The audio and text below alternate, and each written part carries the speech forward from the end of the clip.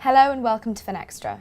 I'm Emily Horler and I'm here with Jeremy Taylor of GFT and we're talking about MiFID II. Thank you for joining me. It's my pleasure. What should organisations have considered in order to deliver a more effective MiFID II programme? I think the first thing to remember is that MiFID II is an extremely large piece of regulation. In fact, I'd go as far as to say that it's the single largest piece of regulation we've seen so far, certainly coming out of Europe since the financial crisis. Given that, it's got an extremely big remit and it's got an extremely broad range of things that it covers. It was established really off the back of the G20 meeting in 2009 in Pittsburgh, and what it's trying to do is establish fairer, safer markets, provide stronger investor protection and make markets more transparent.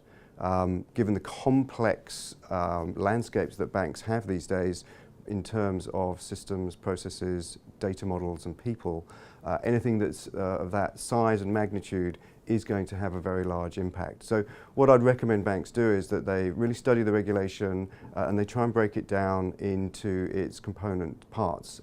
We've spent a lot of time here at GFT looking at those three pillars, as I call them, that I've just mentioned, and then looking at the sub-themes underneath those so that you can codify the regulation and then you can start to map it back to your function models and your process models and data models. And I think if you take that approach, it's going to make it much easier to, as we've described it, eat the elephant.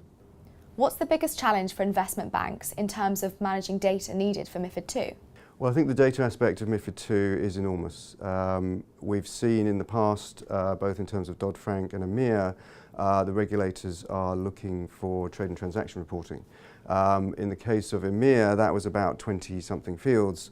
MiFID II goes a lot further than that, and it'll probably mean banks having to report up to 65 fields on their trade and transactions. That's an enormous increase in data.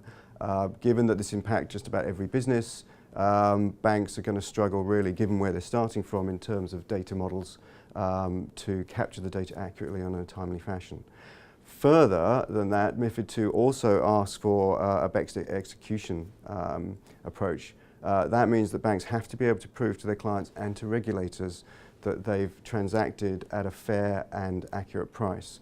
The only way to do that is to capture the prices in the market at the time that you did the trade to prove that point. Now that means capturing an enormous amount of data again.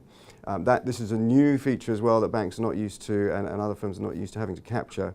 So again, this is going to pose an incredible challenge. So what stage should organisations be at right now to ensure that they're compliant by January 2018? The delay is obviously very helpful and useful. We felt at GFT that the timelines were unrealistic and the regulators themselves actually decided on the delay because of their own realisation that the amount of data across the 27 jurisdictions that needed to capture that data was a big challenge and that the time wasn't sufficient for them to be able to do it. So certainly the banks themselves were going to suffer from the same sorts of problems. Where we would expect banks to be right now is to have already looked at the regulation, although it's not been finalised, it's pretty much there. So having looked at the regulation and done their own interpretations, they can start to move towards an impact analysis. I think another key thing is that banks need to have really thought about how they're going to structure their programs. This is obviously a very large piece of regulation. It's going to impact across all of the enterprise, and as such, designing the shape of that program and how that program is governed is really key. Now, traditionally, banks have adopted two approaches to regulation.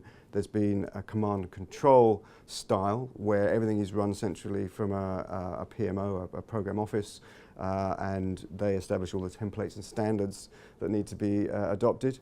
And then there's another approach, which is a federated model, where individual businesses, regions, actually manage the compliance or the change required on their systems and processes themselves.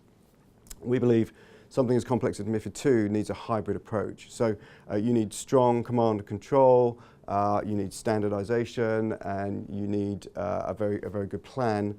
But given the complexity, you need to involve regions and businesses, because they're the real experts in their business and they can interpret the regulation at a lower level of detail. I think finally I'd say that program governance also needs to include very senior management because there's some big changes that need to happen, and accountability and escalation is very important as well. Jeremy, thank you very much. Thank you. And thank you for watching.